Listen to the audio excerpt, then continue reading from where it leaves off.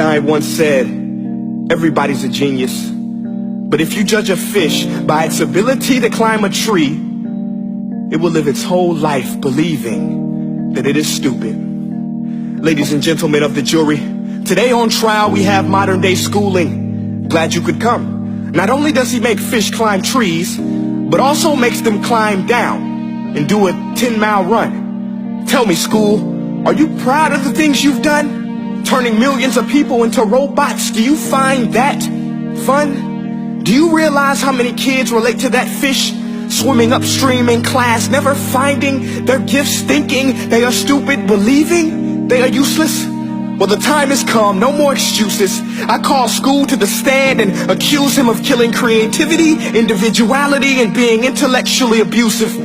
He's an ancient institution that has outlived his usage. So, Your Honor, this concludes my opening statement, and if I may present the evidence of my case, I will prove it. Proceed. Exhibit A. Here's a modern day phone. Recognize it? Here's a phone from 150 years ago. Big difference, right? Stay with me. Here's a car from today, and here's a car from 150 years ago.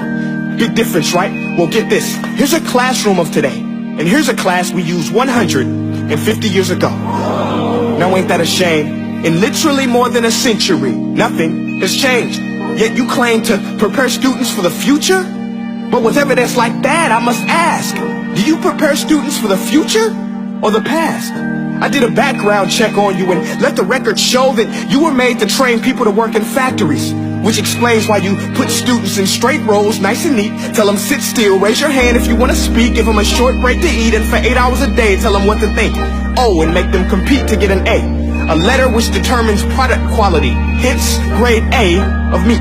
I get it. Back then, times were different. We all have a past. I myself am no Gandhi. But today, we don't need to make robot zombies. The world has progressed. And now we need people who think creatively, innovatively, critically, independently, with the ability to connect. See, every scientist will tell you that no two brains are the same. And every parent with 2 or more children will confirm that claim.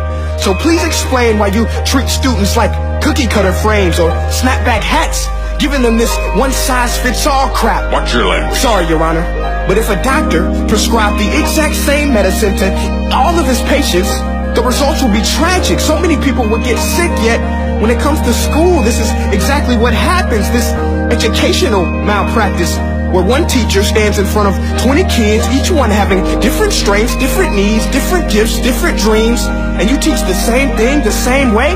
That's horrific. Ladies and gentlemen, the defendant should not be acquitted. This may be one of the worst criminal offenses ever to be committed. And let's mention the way you treat your employees. Objection. Overruled. I want to hear this. It's a shame. I mean, teachers have the most important job on the planet, yet they're underpaid? No wonder so many students are short-changed. Let's be honest. Teachers should earn just as much as doctors, because a doctor can do heart surgery and save the life of a kid. But a great teacher can reach the heart of that kid and allow him to truly live. See, teachers are heroes that often get blamed, but they're not the problem. They work in a system without many options or rights. Curriculums are created by policymakers, most of which have never taught a day in their life. Just obsessed with standardized tests. They think bubbling in a multiple choice question will determine success. That's outlandish. In fact, these tests are too crude to be used and should be abandoned, but don't take my word for it. Take Frederick J. Kelly, the man who invented standardized testing, who said, and I quote, "These tests are too crude to be used and should be abandoned." Ladies and gentlemen of the jury, if we continue down this road, the results will be lethal. I don't have much faith in school, but I do have faith in people. And if we can customize healthcare, cars, and Facebook pages, then it is our duty to do the same for education, to upgrade it, change it, do away with school spirit, because that's useless. Unless we're working to bring the spirit out of each and every student, that should be our task.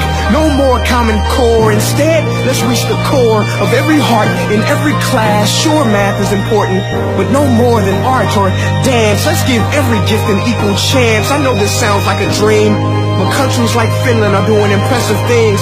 They have shorter school days, teachers make a decent wage, homework is non-existent, and they focus on collaboration instead of competition. But here's the kicker, boys and girls. Their educational system outperforms every other country in the world. Other places like Singapore are succeeding rapidly. Schools like Montessori, programs like Khan Academy. There is no single solution, but let's get moving. Because while students may be 20% of our population, they are 100% of our future. So let's attend to their dreams, and there's no telling what we can achieve. This is a world in which I believe, a world where fish are no longer forced to climb trees. I rest my case.